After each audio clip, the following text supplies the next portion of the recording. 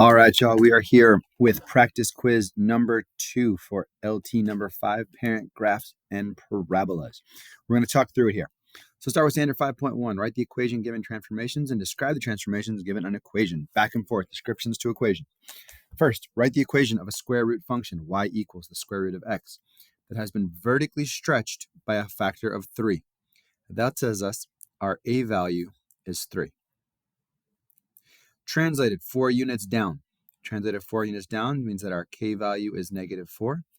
And 3 units to the left, that means h is -3. Think about your general equation for a square root function, y equals a times the square root of x minus h plus k, and substitute the values, the parameters that you know. So y equals 3 times the square root of x, now minus -3. Minus a negative becomes a plus, because h is -3 minus -3 becomes +3. Finally, k is -4. All right, let's look at our next one here. Describe the transformations of the graph. This is where we want to write out the transformations that happened. So let's go one at a time. And what do we notice? Our general equation is y equals a x minus h squared plus k. So what does that tell us? It tells us right here, this is our a value. So a equals -1/3. Two pieces of information in there. H is -2. Remember, it's opposite because it's minus h. So x minus -2 becomes +2. Finally, k is +5. So let's go one at a time. What do these mean? Well, a equals -1/3. That means we have a vertical compression by 1/3. Okay, it's a vertical compression because it's between 0 and 1. We have a reflection over the x-axis. Why? Because our a value is negative. Notice how it's negative. We have a horizontal translation by 2 units left. That's that h is -2.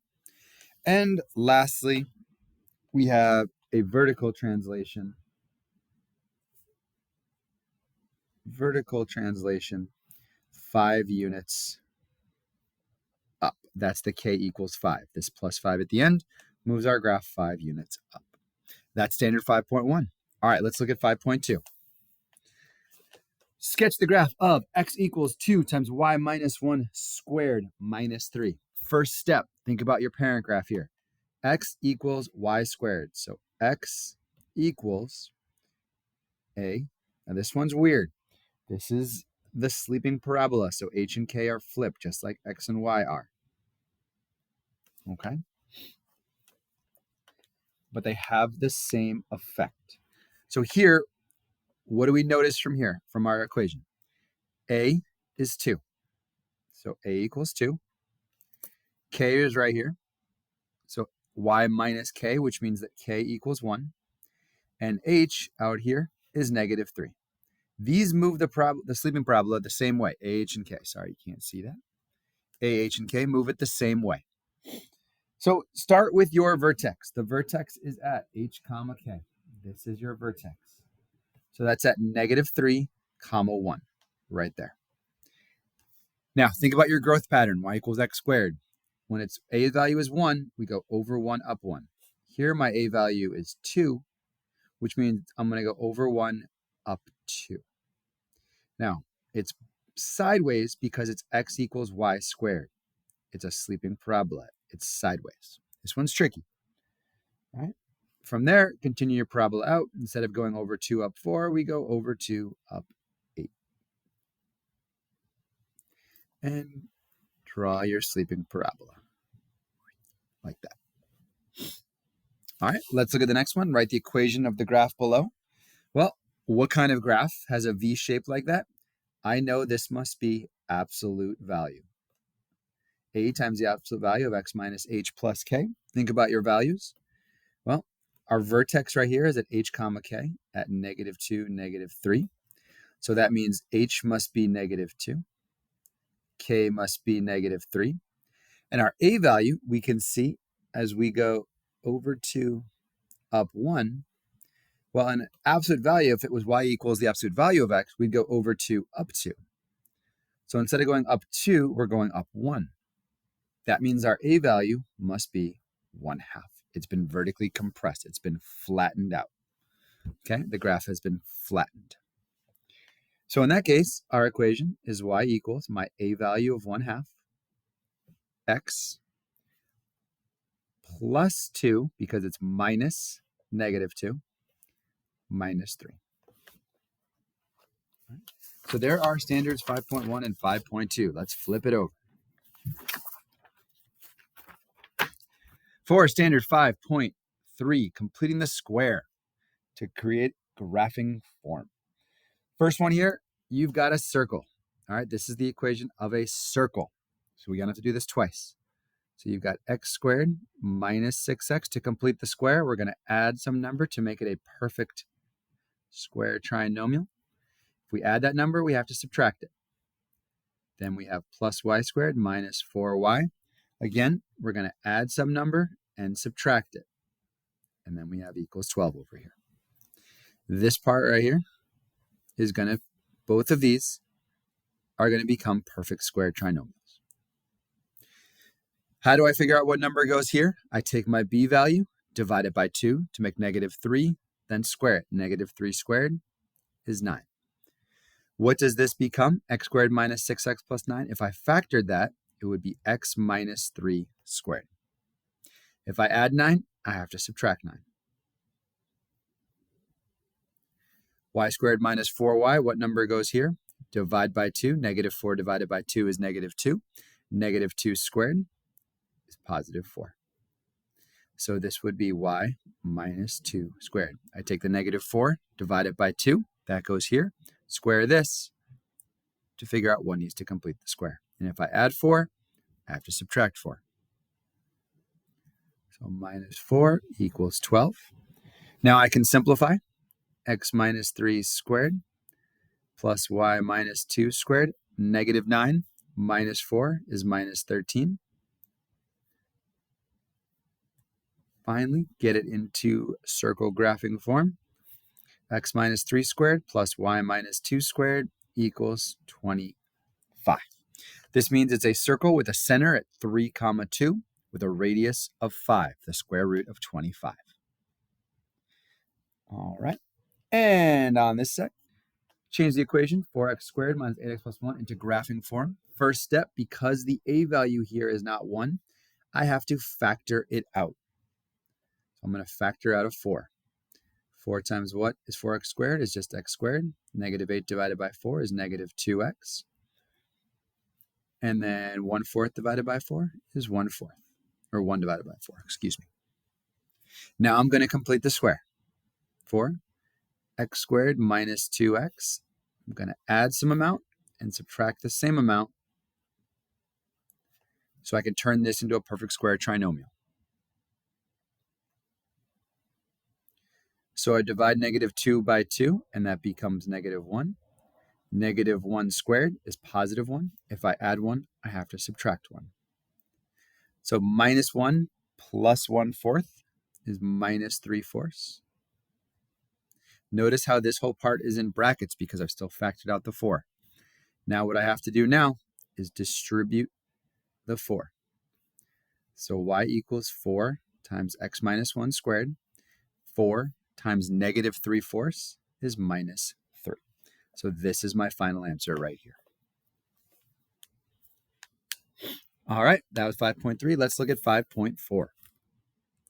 Gloria the grasshopper is working on her hops. Ha, ha, ha. She's trying to jump as high and as far as she can. Her best jump so far was 28 centimeters long, and she reached a height of 20 centimeters. Well, let's think about what that looks like. First step here I'd recommend is just sketch a graph. Gloria starts here. Right there, we're at the point 0, 0. Julia does a jump and comes back down. Now, what do we know? Her best jump was 28 centimeters long. So that means after 28 centimeters, she was back on the ground. Her highest point was right here at a height of 20. Now, the vertex right here is where between your two x-intercepts. It's exactly in the middle. What's in the middle of 0 and 28 is 14. So our vertex is at 14, 20. Our vertex is at 14, 20. So where do we go from there?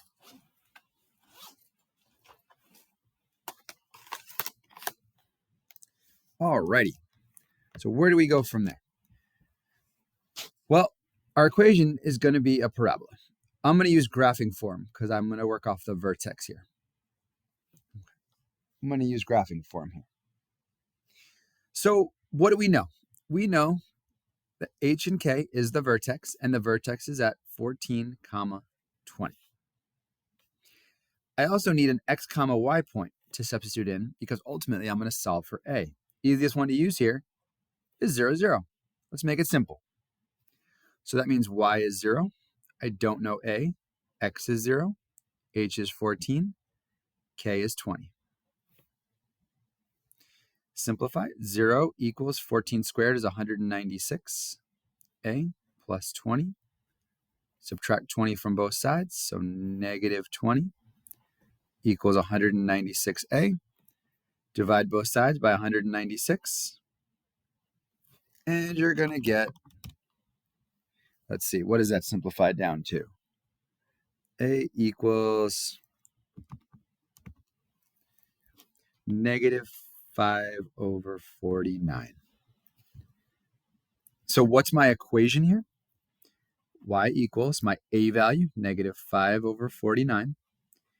X minus 14 squared, that's my h, plus k.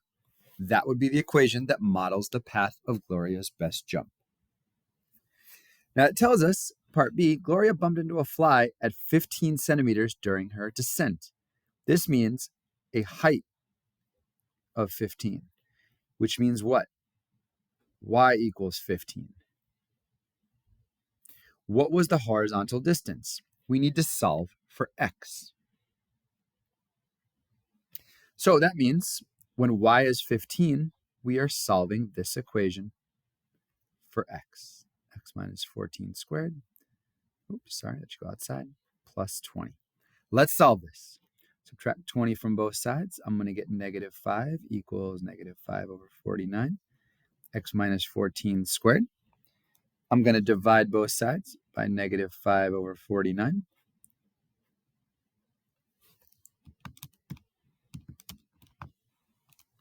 Which is going to equal 49 equals x minus 14 squared.